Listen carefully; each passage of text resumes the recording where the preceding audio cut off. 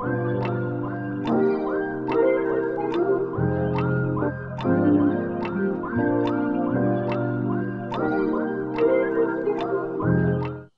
it is, what it do, South by East fans. Welcome back to the South by East podcast where we talk about the culture, the scriptures, and everything in between. We're here with another traffic report. John, what we got today? Man, so when the current administration came in, they put in place the Department of Government Efficiency, and also known as Doge. And so they went to look for places of government waste and different things of that nature. So they started counseling contracts. They started counseling grants. One of those decisions was to counsel about $1 billion worth of grants that allowed food banks and school districts to buy food from local farmers. And so it is having a lot of unintended consequences. Brail, did you know that in Kansas, 1 in 5 kids are food insecure? I did know that actually. Did you know that in Kansas, 1 in 5 African Americans are food insecure? I did not know that. Yeah. So in one case, it's just talking about kids. In another case, it's talking about all African Americans, no matter what age you are. Right. Those, not only did it just impact those groups, but also farmers, because kind of the middle of the country is known as kind of the world's breadbasket, so to speak. And so what you have is a lot of times our farms were producing so much more food than just for our nation, but to help feed the world. That was part of what's called soft diplomacy kind of deal. And now those farmers, right, even still, as we film this, they are really unsettled about what to plant. Because with the coming on of the tariffs that's supposed to hit on April 2nd and different things of that nature, they don't know what markets are going to be open to them. They don't know kind of what their crops are going to sell for. And farmers actually like to know what their crop is going to sell for before they plant it. I don't believe that. I don't believe you. Right. And that's like, they want to know that because that determines what they're going to plant that year. Yeah. And they got to know they're going to make money. They're going to have a place to sell these things. And so there's, beyond this even support of just the grants for farmers, there's this need for knowing where they're going to be able to sell it. And one of the pipelines to help try to get more nutritious foods into our schools was to say, hey, we're going to help set up the infrastructure for these deals that happen to go directly to the food banks and directly to the schools. And so the government cut $1 billion worth of those incentives out to develop that infrastructure and those pipelines. And I know the thought is like, well, that should just develop naturally. It shouldn't matter. If the product is there and they're doing that and the schools need it, it should just happen.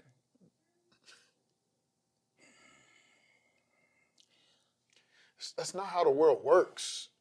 That's not how the world works, bro. I told you this, man. I got a friend, a former mentor of mine, leads an SEO business, and he's from Michigan, but he's out in Oregon now. He was talking to me. I was telling him about some of the things the Cent was doing. He's like, that's amazing. I'm sure the city is just rallying behind y'all. I said,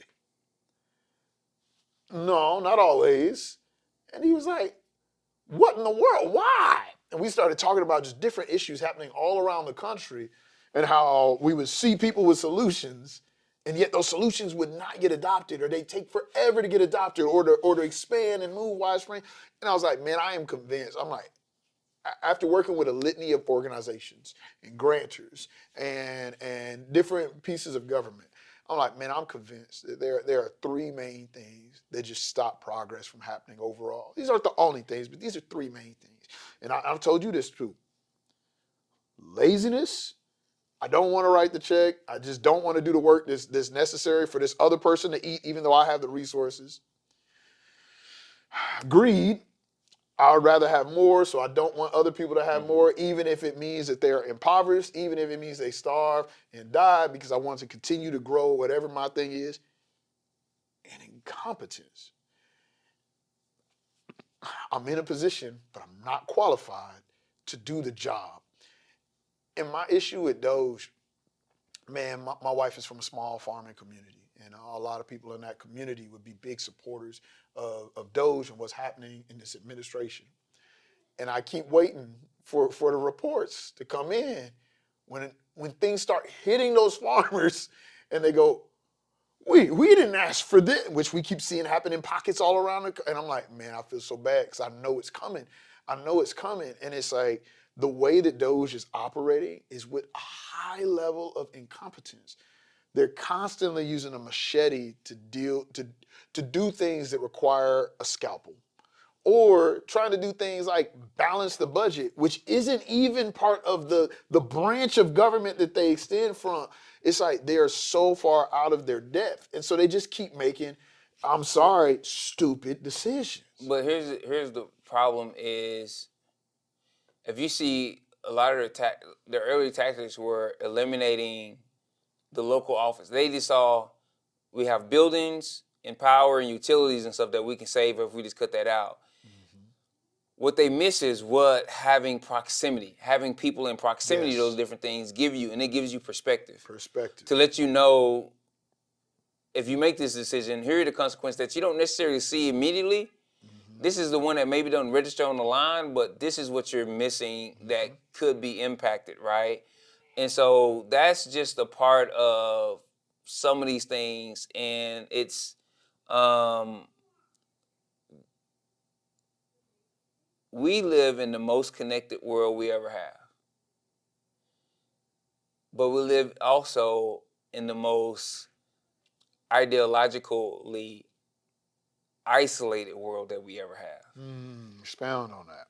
So man, I was a part, several years ago even, I was a part of this thing called Secret Church, where for 6 hours we studied a book of the Bible with people from all over the world at the same time. Wow. Right? Yeah. And but there is just proof that, man, when it comes down to it, we ideologically isolate more than ever. People are growing more polar in their thoughts on topics. You would think that our ability to connect with one another in an easier fashion with a broader group of people on a global perspective would allow us to intermingle ideas and get the best of all of us and cause us to rise. But what happens instead is we have chosen to entrench ourselves in our ideologies and separate ourselves while being connected digitally. And then we use our means of connection only to drive our ideals of why we're superior and why we should further isolate. I agree with you. But you know why I laughed is because you said, you would think that with all this access, all this connection, that we would start pulling out the best ideas and rise together. I wouldn't think that at all. And I just don't think it's highly of humanity as some people do. That's me. I know you always hear me saying, y'all make fun of me, man. But I be trying to believe the best. Bro, and you know me too. I try to believe the best for some things, but when it comes to human nature, like, it is ingrained in us to be selfish. And here's why we're seeing a rise in that. It kind of goes back to what we talked about in another episode, in our previous episode. You and I had a conversation about forms of government before. And I was talking about, I'm like, hey, I think most of these forms of government actually work on paper. I think communism works on paper. And you're like, man, democracy is, bro, you see all of the abuses of power and communism and how this works. And I'm like, yeah. And I was like, that is what makes democracy better, is that our natural instincts are to be selfish. Our natural instincts are to bias towards our own ideas and our own thoughts. Democracy helps create checks and balances and power, where there has to be a certain amount of perspective shared when you have these different opposing forces, at least on paper, right? Where you have these different opposing forces, which helps keep us, yes, on paper, which helps keep us in check. And that's part of my point. We're at a point, especially in American history, where there's been such a consolidation of power, where it allows our natural weaknesses to rise to the top.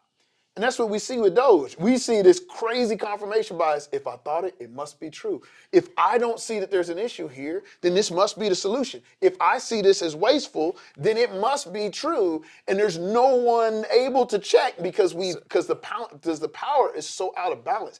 I need other people around me with different ideas to hone my ideas and make them better. So here's the thing, you've heard me say this before. We're imperfect people. So every idea that we put in place is going to create a new problem. Every solution we put in place is going to create a new problem because we're imperfect people. Our founders at the time, they knew they didn't want monarchy. Right. And so they created a representative republic. A lot of times people say we have a democracy. Man, we have a representative republic. Correct. That's what we have. Yes. And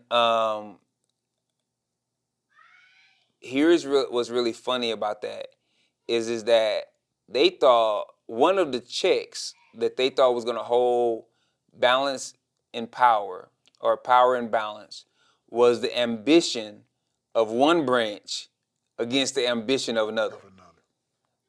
They actually bet on